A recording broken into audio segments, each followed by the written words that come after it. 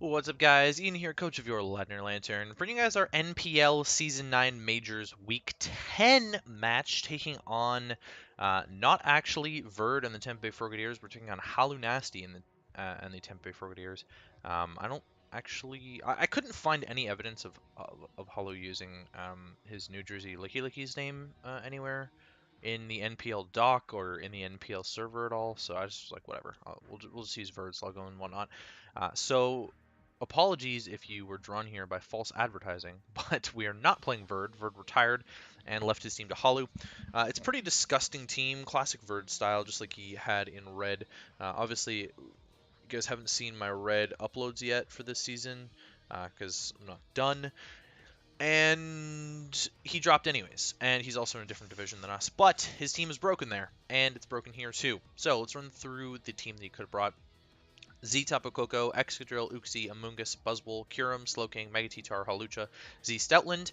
Anything could have come against me. I had no idea. This was probably the 6 that I most expected. It's got a lot of speed control with the Hawlucha and Drill and Sand.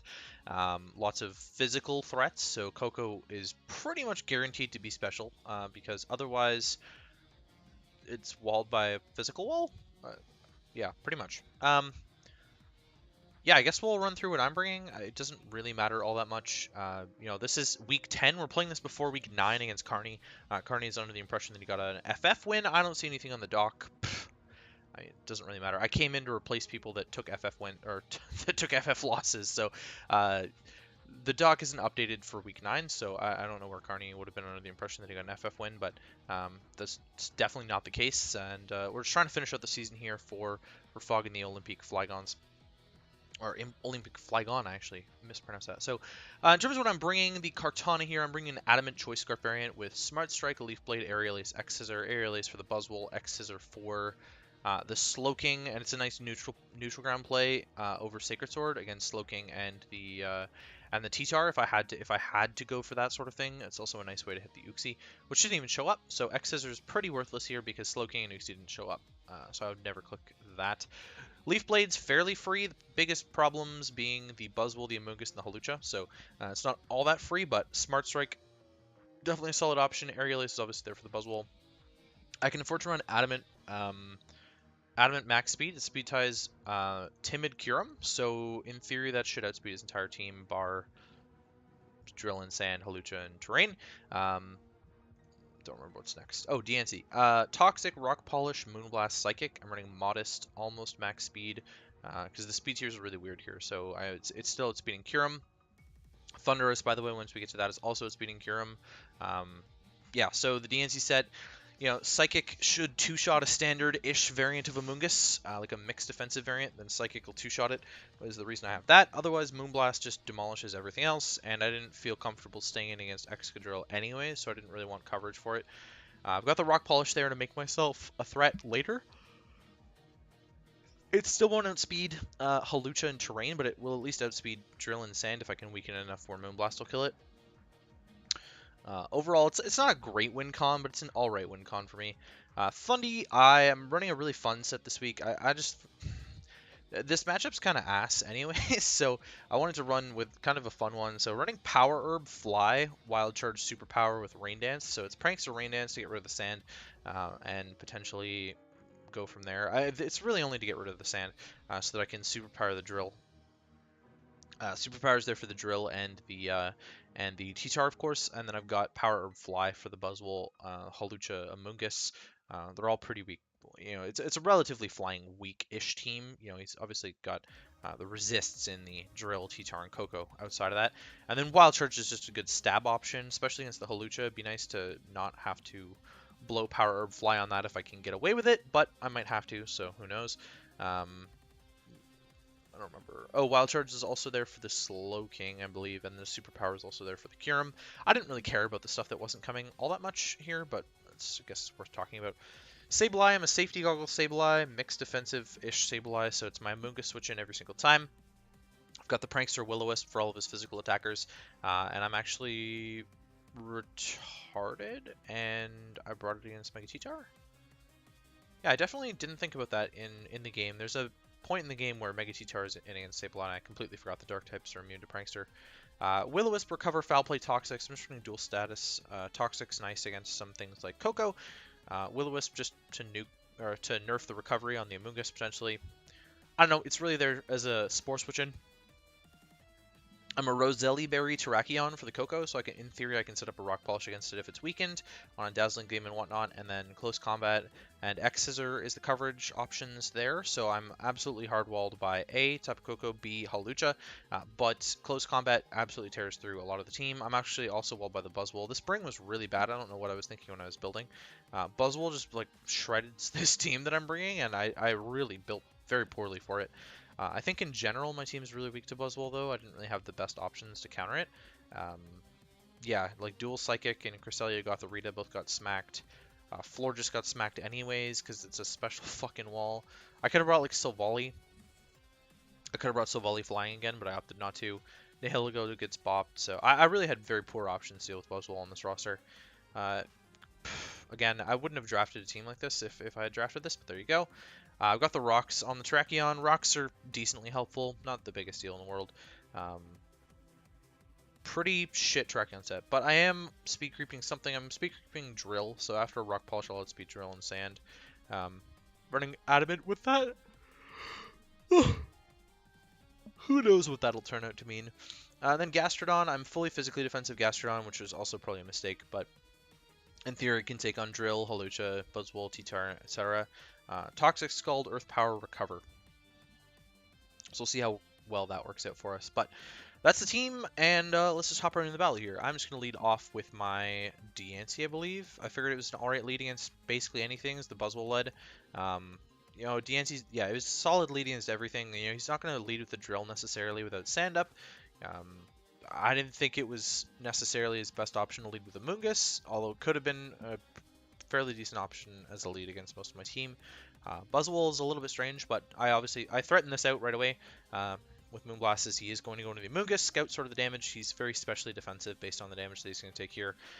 So I should have clicked Psychic. I was almost about to click Psychic because, you know, it would have hit the Buzzwole too. Would have been a solid 2-shot against the Amoonguss, but I'm going to go into the Sableye here as he's going to click Giga Drain. Decent damage.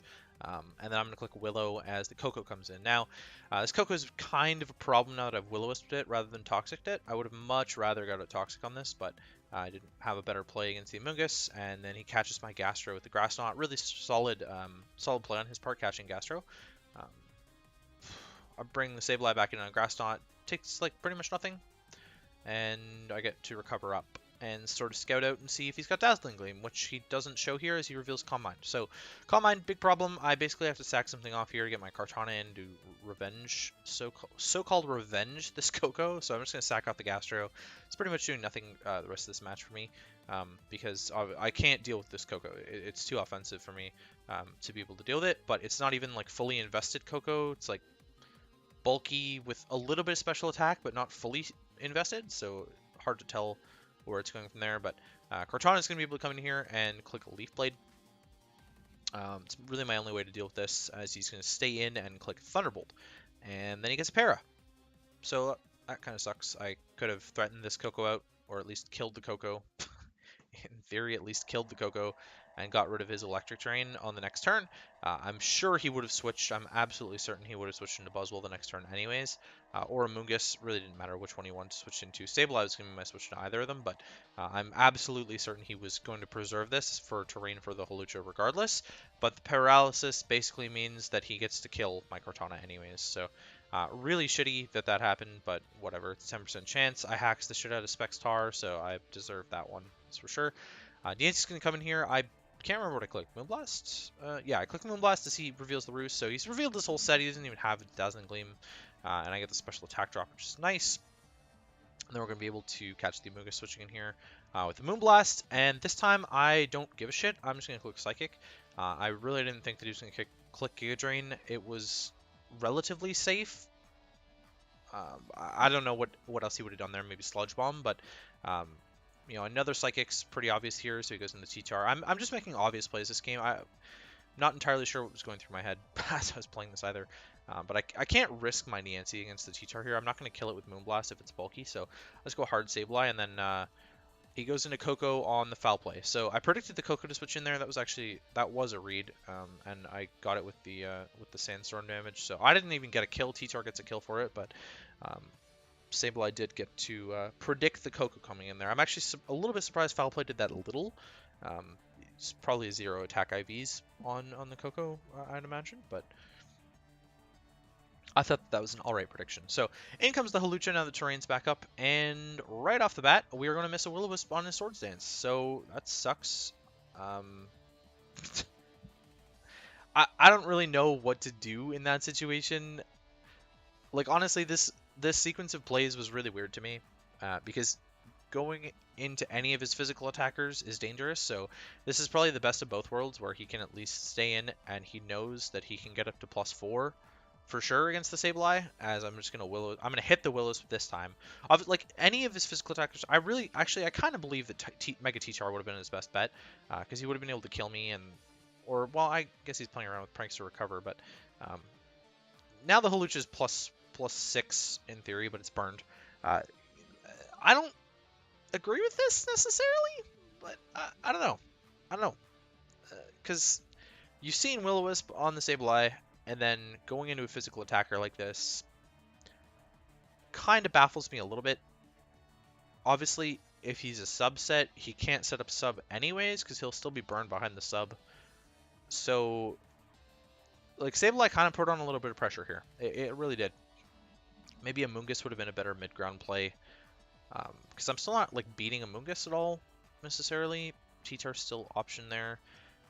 Realistically, like, I bring in Hallucha here is also still fine, just because he's only got terrain up for this long now anyways, so it's kind of decent. He's still going to take me out with the acrobatics.